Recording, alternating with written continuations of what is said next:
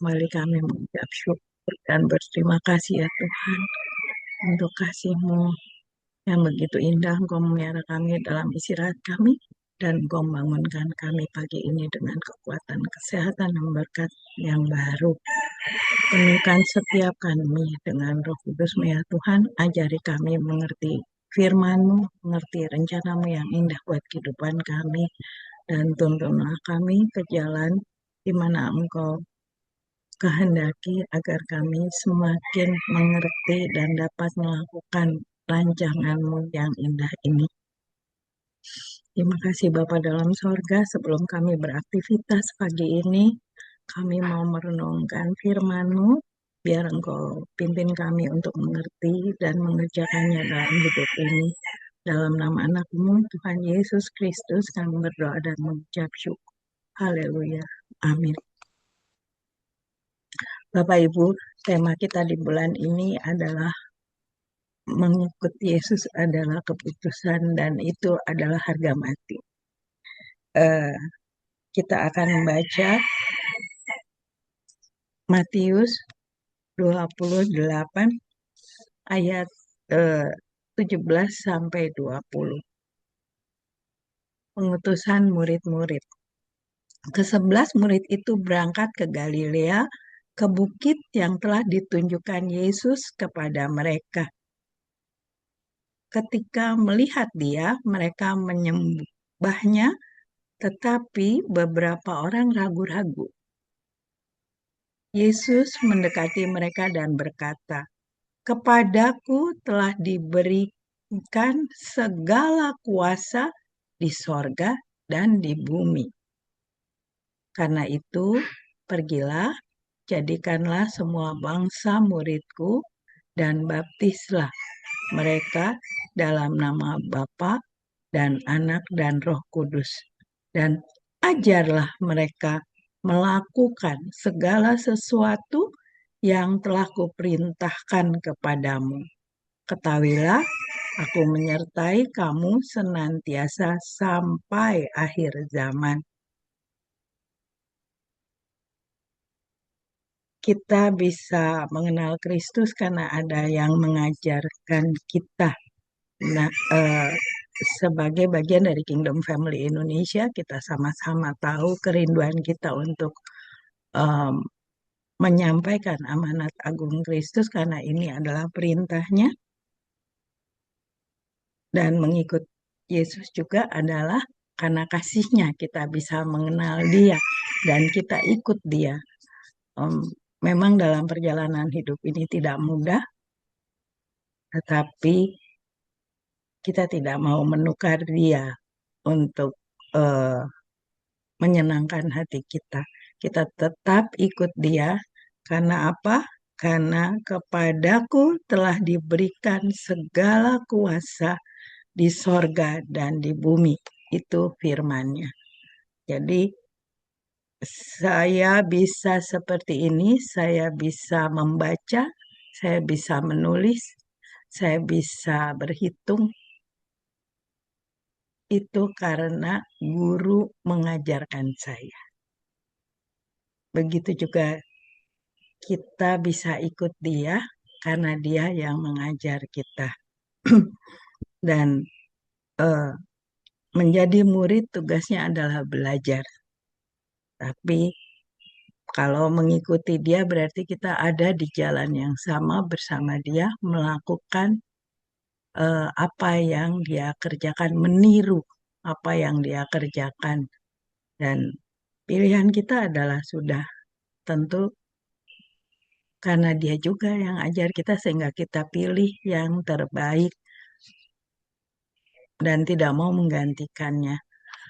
Kita pindah lagi ke Efesus 5 ayat 1 sampai Efesus 5 ayat 1 sampai ayat 20. Nanti kita akan ada penekanan di beberapa ayat. Hidup sebagai anak-anak terang. Sebab itu sebagai anak-anak yang terkasih, teladanilah Allah.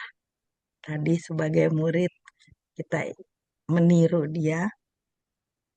dan meneladani Allah dan hiduplah di dalam kasih karena Tuhan adalah kasih sebagaimana Kristus juga telah mengasihi kamu dan telah menyerahkan dirinya untuk kita sebagai persembahan dan korban yang harum bagi Allah.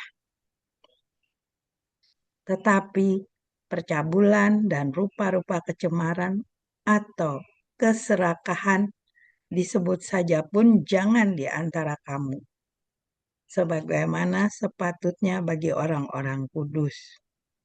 Demikian juga perkataan yang kotor, yang kosong, atau yang sembrono.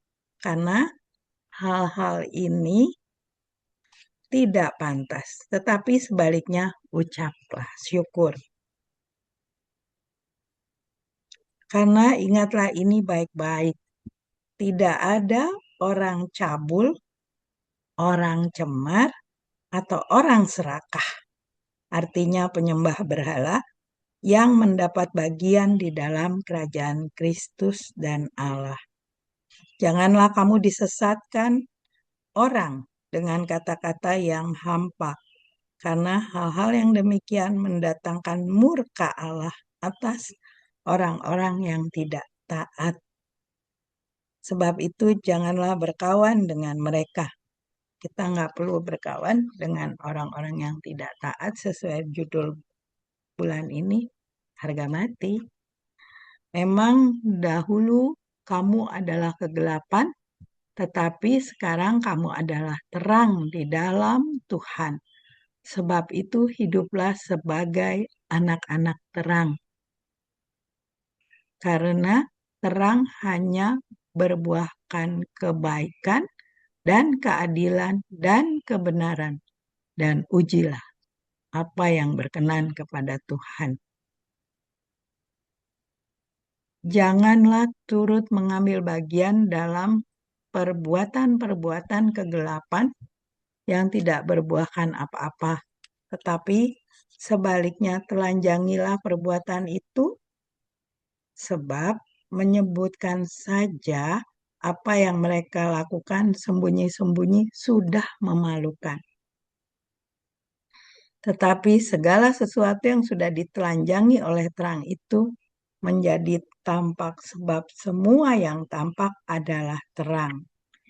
Itulah sebabnya dikatakan, bangunlah, hai engkau yang tidur, dan bangkitlah dari antara orang mati, dan Kristus akan bercahaya atas engkau. Karena itu, perhatikanlah dengan seksama bagaimana kamu hidup. Janganlah seperti orang bebal, tetapi seperti orang bijak. Dan pergunakanlah waktu yang ada, karena hari-hari ini adalah jahat. Sebab itu janganlah bodoh, tetapi usahakanlah supaya kamu mengerti kehendak Tuhan. Janganlah mabuk oleh anggur, karena anggur menimbulkan hawa nafsu, tetapi hendaklah kamu penuh dengan Roh. Dan berkata-katalah seorang kepada yang lain dalam mazmur, kidung puji-pujian, dan nyanyian rohani. Bernyanyi dan lantunkanlah pujian bagi Tuhan dengan segenap hati. Ucaplah syukur senantiasa atas segala sesuatu dalam masa. Ucaplah syukur senantiasa atas segala sesuatu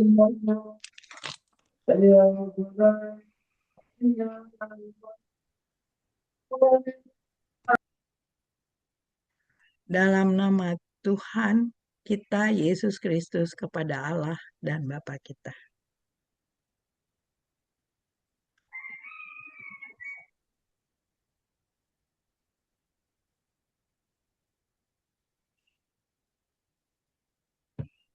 Bapak Ibu, di ayat yang kita baca barusan, ucaplah syukur senantiasa atas segala sesuatu dalam nama Tuhan kita Yesus Kristus kepada Allah dan Bapa kita.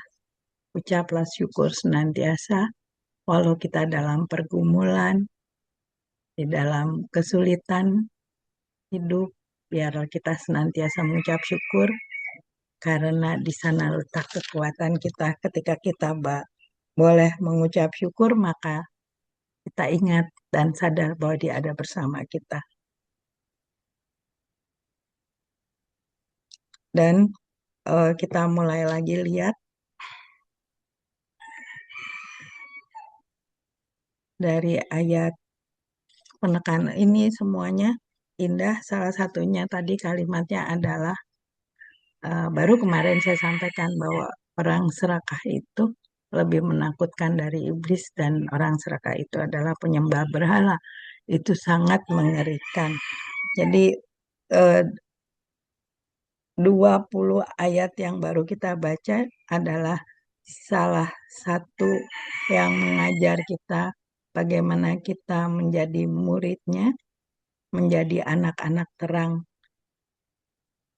Kita harus hidup di dalam kasih, sebagaimana Kristus juga telah mengasihi kita dan telah menyerahkan dirinya untuk kita sebagai persembahan dan korban yang harum bagi Allah. Minggu depan kita akan merayakan Jumat Agung. Kita sama-sama tahu dari firman-Nya, dari Alkitab, bagaimana perjalanan Dia sampai disalib. Bukan karena salahnya, tapi karena dosa kita. Apakah kita akan menyia-nyiakan keselamatan yang Dia sediakan? Ketika saya mengalami kesulitan hidup, saya selalu bandingkan dengan ketika Dia memanggul salib, terluka oleh mahkota duri dan cambukan, dan ketika Dia dipaku di salib. Apakah pergumulan saya lebih sakit daripada itu? Saya berbahagia sekali ketika kalau boleh saya duduk berdoa ketika mengalami kesusahan, kesulitan, karena saya percaya Dia ada bersama saya, Dia ada bersama kita, dan Dia akan menuntun kita. Karena Dia guru kita, Dia akan menuntun kita terus ke jalan yang benar. Dan tidak mudah melakukannya, ya. Tapi ketika kita boleh memuji Tuhan, ketika kita boleh bersyukur, maka uh, Tuhan akan tunjukkan jalan.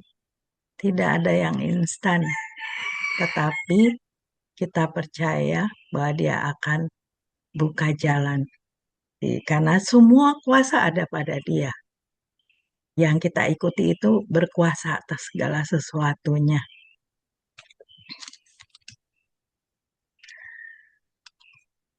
Kita lihat lagi, tadi memang di ayat 4 dikatakan di akhirnya, tetapi ucaplah syukur.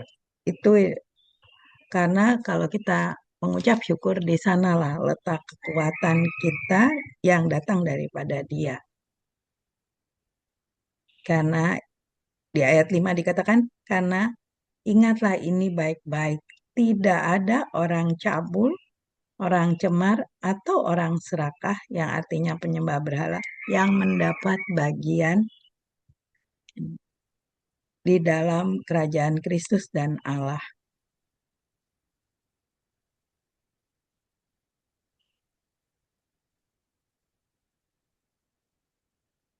Karena tadi dikatakan itu adalah orang-orang penyembah berhala, bukan penyembah Tuhan.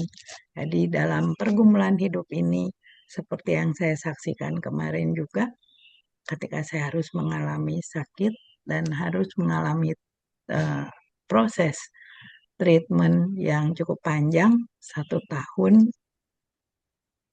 lebih, ya. Saya katakan Tuhan ada di dalam saya, dan Tuhan yang akan menolong saya, menyembuhkan saya.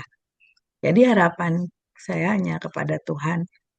Bukan mudah melaluinya karena begitu banyak komentar dari orang-orang yang mau menunjukkan perhatiannya dalam tanda kutip. Tetapi saya percaya Tuhan tidak pernah meninggalkan saya. Janganlah kamu disesatkan orang dengan kata-kata yang hampa, karena hal-hal yang demikian mendatangkan murka Allah atas orang-orang yang tidak taat. Jangan sampai kita tidak taat ketika kita mengalami kesulitan hidup. Tapi biarlah kita semakin dekat kepadanya dan semakin mengerti rencananya yang indah buat kehidupan kita. Sebab itu janganlah berkawan dengan mereka. Kita nggak perlu berteman dengan orang-orang yang tidak taat. Tapi biarlah kita mendoakan mereka. Karena dikatakan memang dahulu kamu adalah kegelapan, tetapi sekarang kamu adalah terang di dalam Tuhan. Sebab itu, hiduplah sebagai anak-anak terang. Biarlah setiap kita boleh memancarkan terangnya, sehingga di mana ada kegelapan, kita sama-sama tahu begitu banyak yang masih gelap. Biarlah mereka juga boleh menjadi menikmati terangnya melalui kehadiran kita. Karena terang hanya berbuahkan kebaikan dan keadilan dan kebenaran. Firman-Nya itu adalah kebaikan, keadilan, dan kebenaran. Karena firman-Nya itu adalah terang, kita memperolehnya karena kasih-Nya. Dan ujilah apa yang berkenan kepada Tuhan. Janganlah turut mengambil bagian dalam perbuatan-perbuatan kegelapan yang tidak berbuahkan apa-apa. Memang kadang-kadang kalau kita baca, itu hidupnya sepertinya lebih nyaman ya, yang memanfaatkan atau hidup dalam kegelapan. Tapi bagaimana kelanjutannya kita juga sama-sama tahu. Karena kenyamanan yang didapat dari kegelapan itu hanya sementara. Janganlah turut mengambil bagian dalam perbuatan-perbuatan kegelapan yang tidak berbuahkan apa-apa, tetapi sebaliknya, telanjangilah perbuatan-perbuatan itu. Sebab menyebutkan saja apa yang mereka lakukan sembunyi-sembunyi sudah memalukan. Tetapi segala sesuatu yang sudah ditelanjangi oleh terang itu menjadi tampak. Sebab semua yang tampak adalah terang. Itulah sebabnya dikatakan, bangunlah, hai engkau yang tidur, dan bangkitlah dari antara orang mati, dan Kristus akan bercahaya atas engkau. Kita harus bersyukur atas keselamatan yang Dia sediakan, dan itu harus kita pancarkan. Karena itu perhatikanlah dengan seksama bagaimana kamu hidup. Janganlah seperti orang bebal, tetapi seperti orang bijak. Biarlah kehidupan kita, pakaian keseharian kita yang kelihatan itu adalah terangnya, firman-Nya yang hidup dalam pribadi kita masing-masing, yang akan membawa kita menjadi lebih bijak dan lebih bijak lagi. Dan pergunakanlah waktu yang ada, karena hari-hari ini adalah jahat. Sebab itu, janganlah bodoh, tetapi usahakanlah supaya kamu mengerti kehendak Tuhan. Janganlah mabuk oleh anggur, karena anggur menimbulkan hawa nafsu, tetapi hendaklah kamu penuh dengan roh. Kita boleh minta dalam doa kita, untuk Roh Kudus tetap tinggal dalam kehidupan kita, menuntun kita ke jalan yang benar dan mengerti kesulitan yang kita jalani ini kita bisa uji karena salah sendiri atau bagaimana. Tuhan pasti menolong kita jika kita minta untuk Roh Kudus menguasai hati pikiran kita. Dan berkata-katalah seorang kepada yang lain dalam Mazmur, kidung, puji-pujian, dan nyanyian rohani. Di Mazmur ada banyak ucapan syukur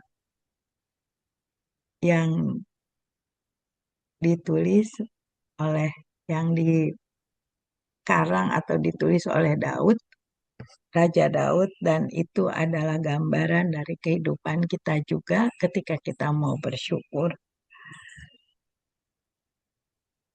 Dan lantunkanlah puji-pujian bagi Tuhan dengan segenap hati.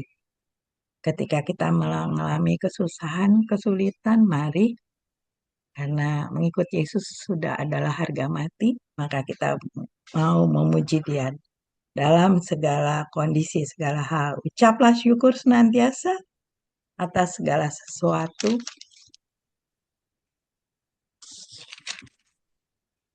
Dalam nama Tuhan kita Yesus Kristus kepada Allah dan Bapa kita. Dan biarlah